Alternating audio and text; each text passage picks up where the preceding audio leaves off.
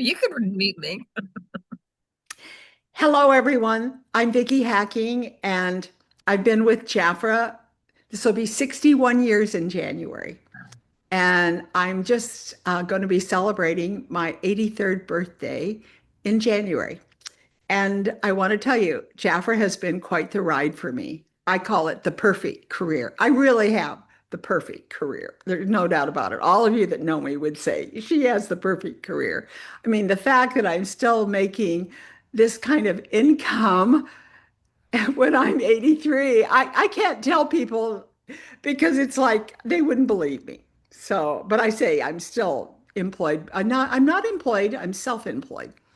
But this has been quite a ride with Jafra. So I welcome you to the Hive. We do this every Monday night, live at 5. I love that Pacific time.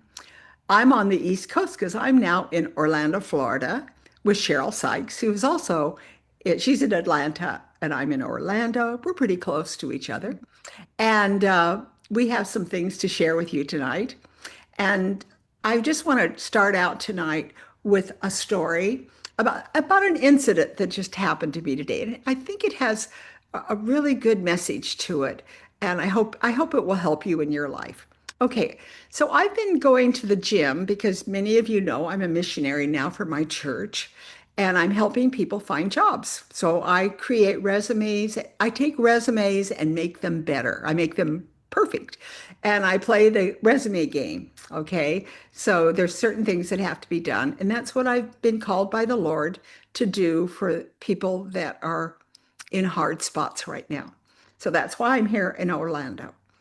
Now, this morning, I went to the gym because I decided to go early in the morning so it doesn't interfere with my being at work at 9 o'clock because I work in an employment center. Okay, so I show up at the gym and I go in and put my little robe and all this, and I hook it on a hook and put things up and I don't pay attention to where it is. And I see this lady. I could kind of see the people checking in, not very many people at the gym at 6 in the morning. But I see this little lady, and she has I, osteopenia or whatever that is, and she is literally hunched over like that. Okay. And she's walking with a walker like this, and she's just like that, bent over, walking. And I was just going, wow, and so anyway, I could see her going, and I didn't know where she went. She went into the dressing room, and all of a sudden, she comes out, and I've got headsets on. I work out in the pool with the headset on because I work out with weights and I do kind of water aerobics. That's what I do in the pool. And she's yelling at me, screaming at me. And so I turn my little button in so I can hear what she's saying. I'm thinking, oh my gosh, there's nobody else in the pool, you guys. And she is like screaming and yelling at me. And then all of a sudden I hear what she's saying. She said, "You can't put your clothes in the dressing room. You use my place and whatever." She's very, very upset with me. And I immediately said, "I am so sorry." I said, "I am so sorry. I didn't mean to do that. I'm new. I don't know the rules." And I said, and she's busy yelling at me. And so I said, let me move everything. I'll just move it right now. No, you don't have to move it. Blah, blah, blah, blah, blah. But I did. I got out of that pool. I went in, took my things and moved it to another shower.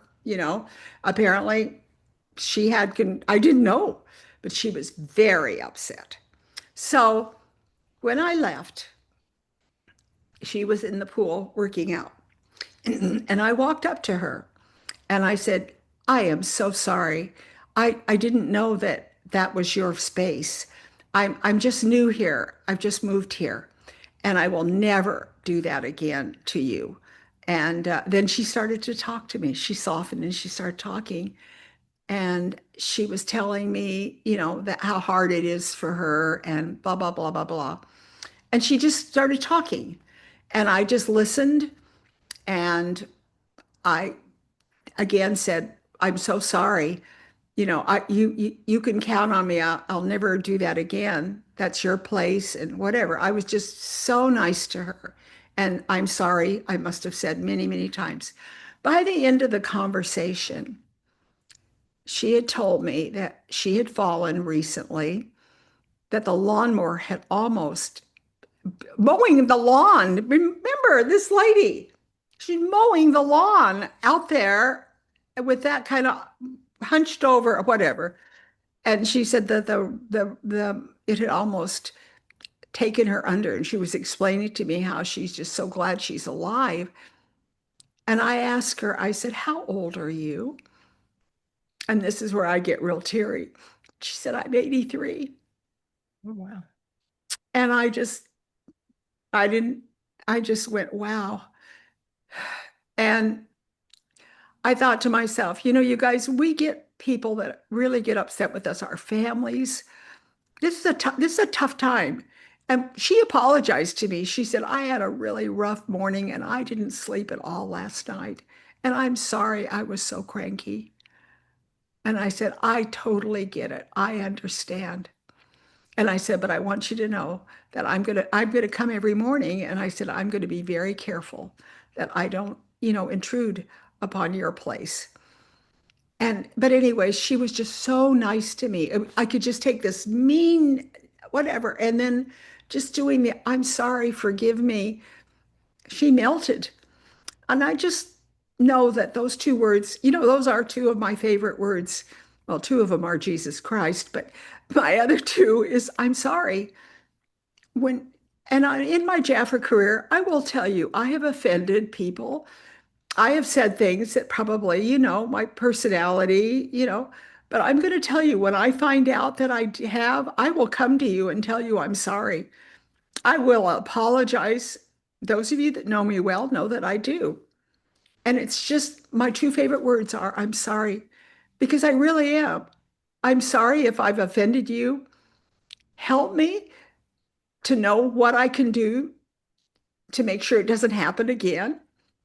You guys, it's important that and especially in this day and age, people are hurting, people are upset. And so, just like me, I was her scapegoat. She was upset about things and her health and that life wasn't treating her fairly or whatever. And she took, she took it out on me. And, who do we have that's making noises? It might be Deland. Kind of sounds like her. But anyways, I just wanted to share that story with you because two of the nicest things you can say to people when they're mean to you or whatever is take control and say you're sorry. Take it on yourself. The Savior did for us. He took it all on, and we're to follow his example. So just remember that. And so I just sharing that story because it was magical to see her. I think she's going to be my friend. I really do think that I'm going to get to know her better. She just was so nice to me by the time I was leaving. And I said, "I'll be seeing you here at the pool. If you come at 6 in the morning, I'm going to be here too." And it was just kind of a magical thing. And I read a thing about that. I'm sorry. I can't, that guy that I told you to follow on podcasts that was so good, he did a whole thing on "I'm sorry." And take take it upon yourself. And you can't say it if you're not genuine, but you should be sorry that there's a confrontation there. So you could always say "I'm sorry," because aren't you sorry that whatever happened happened? And I did it in my marriage a lot, but it's just I do it with my children a lot. When they come after me, or start picking on me and criticizing me, it happens, right? It just happens. And you know what? I just say, "I'm sorry, I did the best I could. I'm sorry you feel that way. I'm sorry that I failed you," or whatever. It's really hard for people to come back and keep attacking you when you're apologizing. So, and be sincere. I don't want you to be fake, but anyways, it's very easy to be sincere. All right, that's my little story. You ready? Here we go. We're going to begin tonight. And I guess in your business, when somebody calls you up and chews you out over, right? tells you whatever, try the I'm sorry. You feel that way. I'm sorry this happened. What can I do to make you happy? What can I do? Whatever. So you get it. All right. Now we have Cheryl. So let me do, we got our speaker here. Let me got